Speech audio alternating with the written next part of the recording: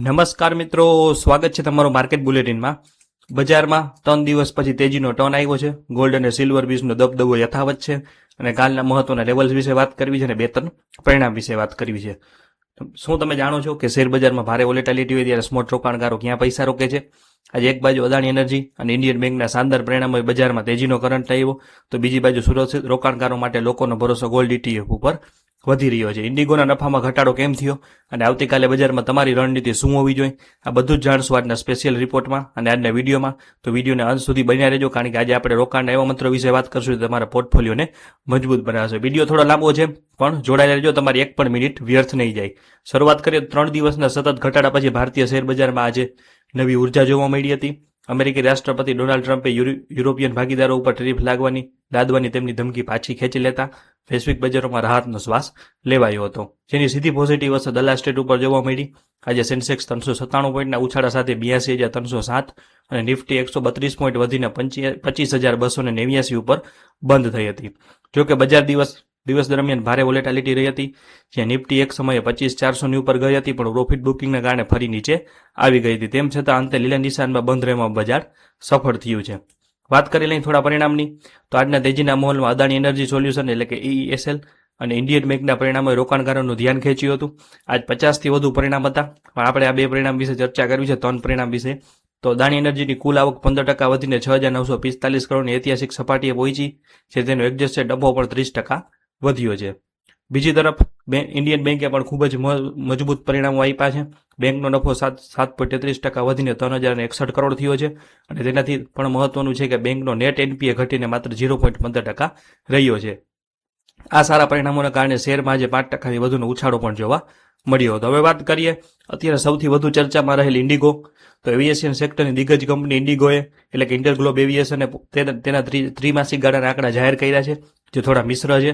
કંપનીની આવક વધીને 24,541 કરોડ થઈ છે અને મુસાફરોની સંખ્યા પણ વધારો થયો છે, પરંતુ અસાધારણ ખર્ચાઓના કારણે કંપનીના ચોખ્ખા નફામાં મોટો ઘટાડો જોવા મળ્યો છે। નવા લેબર લો અને ઓપરેશનલ અવરોધો અને કરન્સીના ઉતાર ચઢાવને કારણે કંપનીનો નફો 2,449 કરોડથી ઘટી અને સીધો 549 કરોડ થઈ ગયો છે। જોકે ફ્યુલના ખર્ચમાં 2.8%નો ઘટાડો કંપની માટે રાહતના સમાચાર છે, પરંતુ ટિકિટ દીઠ કમાણીમાં ઘટાડો થવાની નફાકારકતા ઉપર અસર આવી છે। હવે સેક્ટરની હિલચાલની વાત કરીએ તો આજે બજારમાં રિયલ્ટી અને કન્ઝ્યુમર ડ્યુરેબલ સિવાયના તમામ સેક્ટર ઇન્ડેક્સ વધારા સાથે બંધ થયા હતા। ખાસ કરીને PSU બેંક ઇન્ડેક્સ ઉછળ્યો હતો, જ્યારે FMCG, મેટલ અને ફાર્મા સેક્ટરમાં પણ 1 થી 2%નો વધારો જોવા મળ્યો હતો। બ્રોડર માર્કેટમાં આજે મિડ કેપ અને સ્મોલ કેપ ઇન્ડેક્સમાં 1% કરતાં વધુ વધ્યા હતા, જે મુખ્ય બેન્ચમાર્ક કરતાં વધારે ચડિયાતો દેખાવ કર્યો છે।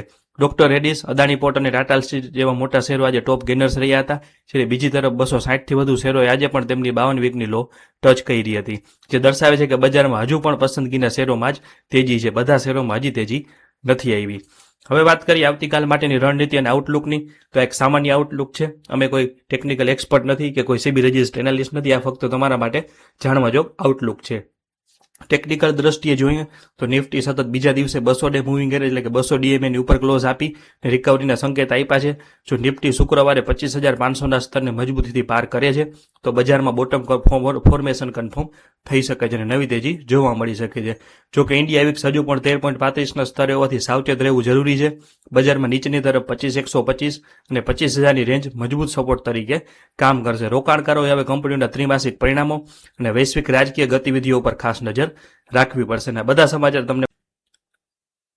હવે વાત કરીએ ગોલ્ડ અને સિલ્વર બીજની, તો ભારતીય મૂડી બજારમાં આજે એક મોટો ઉલટફેર જોવા મળ્યો હતો। નિપ્પોન ઇન્ડિયાના સિલ્વર બીજ અને ગોલ્ડ બીજમાં થયેલું ટ્રેડિંગ વોલ્યુમ ભારતની સૌથી મોટી બેંકો એવી HDFC બેંક અને ICICI બેંકના વોલ્યુમ કરતાં પણ વધી ગયું હતું। સિલ્વર બીજમાં 4,784 કરોડ અને ગોલ્ડ બીજમાં 3,299 કરોડના સોદા થયા હતા। આ ઘટના દર્શાવે છે કે રોકાણકારો હવે ફિઝિકલ સોના ચાંદીને બદલે સ્ટોક માર્કેટમાં ETF દ્વારા પણ રોકાણ અને ટ્રેડિંગ કરવાનું વધુ પસંદ કરી રહ્યા છે। આ માત્ર રોકાણ નથી, પરંતુ મોટા ટ્રેડર્સ હવે તેના ટૂંકા ગાળાની તેજી મંદીમાં નફો કમાવાના સાધન તરીકે પણ તેને વાપરી રહ્યા છે। ETF માર્કેટમાં નિપ્પોન ઇન્ડિયાનું વર્ચસ્વ, નિપ્પોન ઇન્ડિયા મ્યુચ્યુઅલ ફંડ અત્યારે ETF સેક્ટરમાં માર્કેટ લીડર તરીકે ઉભરી આવ્યું છે। કિંમતી ધાતુઓના ETF સેગમેન્ટમાં કંપનીનું વોલ્યુમ માર્કેટ શેર 51%થી પણ વધુ થઈ ગયું છે। દિવાળી 2025 દરમિયાન પણ આ સેગમેન્ટમાં નિપ્પોનનો દબદબો રહ્યો હતો અને 1.63 કરોડથી વધુ રોકાણકારોએ આ પ્લેટફોર્મ પર વિશ્વાસ મૂકી રહ્યા છે, કારણ કે રોકાણ કરવું એ ટ્રાન્સપરન્ટ છે, ખર્ચ ઓછો છે અને ત્યારે ગમે ત્યારે શેરની જેમ વેચીને પણ રોકાણ કરી શકાય છે। ભારતીય બજારમાં એક આ માળખાગત ફેરફાર છે, જ્યાં પેસિવ ઇન્વેસ્ટિંગ હવે મુખ્ય પ્રવાહમાં આવી ગયું છે। તો હવે આ ઇટીએફમાં કે ગોલ્ડ સિલ્વર ઇટીએફમાં કે બીસમાં શું કરવું જોઈએ? તો નવું રોકાણ કરવાની વાત કરીએ તો જો તમે લાંબા ગાળા એટલે કે 1 થી 3 વર્ષ માટે રોકાણ કરવા માંગતા હોવ તો અત્યારે થોડું એસઆઈપીની જેમ ખરીદવું હિતાવહ છે. ચાંદીમાં અત્યારે 20% જેવો ઘટાડો જોવા મળ્યો છે, જે લાંબા ગાળા રોકાણકારો માટે બાય ઓન ડિપ્સ એટલે ઘટાડે ખરીદીની સારી તક હોઈ શકે છે. જો તમે વેચવા માંગો છો, જો તમે ટૂંકા ગાળાના ટ્રેડર હોવ અને અગાઉના ભાવે પ્રોફિટમાં આવો તો થોડો નફો બુક કરી શકાય છે. આપણે અગાઉના એક વિડીયોમાં પણ આ વાત કહી હતી, કારણ કે વૈશ્વિક અસ્થિરતા અને ડોલરના ભાવમાં ફેરફારના કારણે સોના ચાંદીમાં વોલેટાલિટી વધી છે.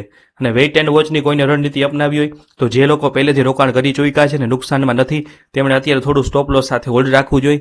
ખાસ કરીને ચાંદીમાં અત્યારે વેલ્યુ બાઇંગ જોવા મળી રહ્યું છે, તેથી ઉતાવળે વેચવાના બદલે બજાર સ્થિર થવાની રાહ જોવી હિતાવહ છે. તો સોનું અને ચાંદી હંમેશા પોર્ટફોલિયોને સુરક્ષા આપે છે. તમારા કુલ રોકાણના 5 થી 10% નાણાં ઇટીએફમાં રાખવા જોઈએ. અને નિપ્પોનના રેકોર્ડ વોલ્યુમનો અર્થ એ છે કે તમને અહીં ક્યારેય લિક્વિડિટીની સમસ્યા નહીં નડે, એટલે કે ગમે ત્યારે તમે મોટા જથ્થામાં પણ આમાં સોદો કરી શકો છો. તો તમે મિત્રો, આ રોકાણ એ માત્ર આંકડાની રમત નથી, પણ સાચી સમજણ છે અને શિસ્તનો વિષય છે. આશા છે કે આજના વિશ્લેષણથી તમને તમારા નાણાકીય નિર્ણયનો લેવા મદદ મળી હશે. અને બજારના આવા જ ઊંડાણપૂર્વક વિશ્લેષણ અને અપડેટ્સ મેળવવા માટે માર્કેટ બુલેટિન સાથે જોડાઈ રહો. તમારા પ્રતિભાવો કે કોઈ પ્રશ્ન હોય તો નીચે કોમેન્ટ સેક્શનમાં જરૂર જણાવજો. અને આ વિડીયો ઉપયોગી લાગ્યો હોય તો તેને લાઇક, શેર અને સબસ્ક્રાઇબ અને શેર કરવાનું ના ભૂલતા. મને ખાસ નોંધ લેજો કે આ વિડીયોમાં રજૂ કરવામાં આવેલી તમામ માહિતી માત્ર શૈક્ષણિક અને માહિતીના હેતુ માટે છે.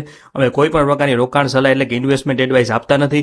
શેર બજારમાં રોકાણ જોખમને આધીન છે. કોઈ પણ નાણાકીય નિર્ણય લેતા પહેલા તમારા પ્રમાણિત નાણાકીય સલાહકારની સાથે ચર્ચા કરવી અને તેમની સલાહ લેવી જરૂરી છે. તો વાત કરીએ આપણે બજારની આજે ગોલ્ડ, સિલ્વર, બીસની અને કાલના મહત્વના લેવલની.